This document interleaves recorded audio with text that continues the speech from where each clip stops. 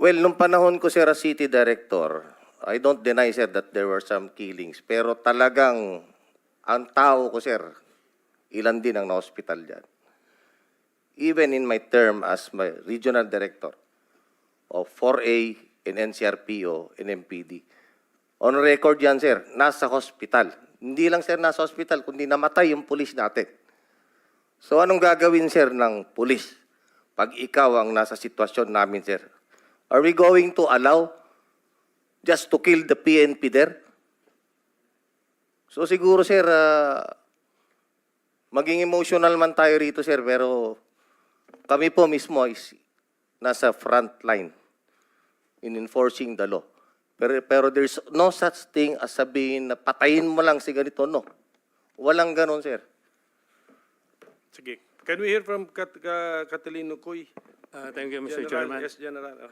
I mind very much me being associated with the DDS because during that time when I was the city director of Davao, it was really a problem for us, especially the unsolved killings. Actually, we had a case in Ombudsman because of that, because of command responsibility. It is really a challenge for the PNP to investigate those cases because even the relatives of some of the victims refused to cooperate. And we believe also, and there was a suspicion that there were really some PNP personnel and even some civilian individuals who are involved in those incidents. Thank you, sir. Okay, Senator Jingo, you have last 5 minutes. Thank you, Mr. Chair. You want something? Yes, Mr. Chair, with the indulgence of the SP Pro Tempore. Yes, Senator Risa. Opo, Mr. Chair, kasi siguro napansin, pati ng former president, yung shock ng lahat. Bakit, sir, yan ba ang trabaho ng pulis? Na pumatay ng mga suspected criminals? Sir, yung mic nyo. Pag dumaban. Bakit Iba sila po yung pagka-express kasi kanina, so I had to clarify. Bakit Salamat, sila- SP Pro Tempore. bakit sila Salamat, Mr. makamatay? Chair. No. Hindi yan ang tanong ko. Talagang, napaka hindi magandang impression po ng mga statements kanina. Kaya I appreciate the candor of Yusek Kuy at pati kanina ni General Danao. Look, ma'am, about it. may I Salamat kayo, Mr. interrupt Chair. you I'm done, Mr. Chair, for now. kindly? Go ahead, sir. Itong mga to, ma'am, galing ito ng mga sa Academy PMA. Hindi ito mga bubo. Hindi rin ito papayag na utusan mo ng illegal. Doon yan sa academy nila, sa PMA, they are from there to, yung ano talaga yung batas. Kaya pag inutusan mo yan, sabihin mo, patayin mo, sabihin, sir, mukhang hindi pwede yan, sir. I tried. Ako mismo, I tried. Ako, marami akong patay mo, sir. Kulong mo na lang natin, sir. Total. Sabi ko siya, siguraduhin mo lang na hindi ma-release. Kasi gagawa ng kalukuhan yan uli. And they will mag-hold up na naman yan. Yan ang lalo na yung mga kaso na magnakaw, tapos mag-rape, tapos magpatay, o Mr. Chair. Can we let the President complete his sentence? What were you trying to say, sir? That Yes, pagka mag-rape, magpatay, magnakaw, magpatay, and then what do we do with them? ganun na lang ang sadness ko sa trabaho ko.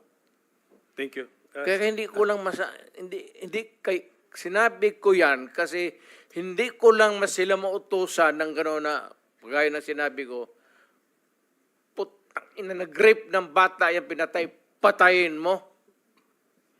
Hindi ko mautusan itong mga to. Sabi ko, karamihan sila PMA, hindi maniwala yan ang ganon. Sabi man, sir, mahirap yan. Kulungin na lang natin, sir. Walang dumaan yan sila sa There was never a time na sinabi ko, patayin ninyo yan.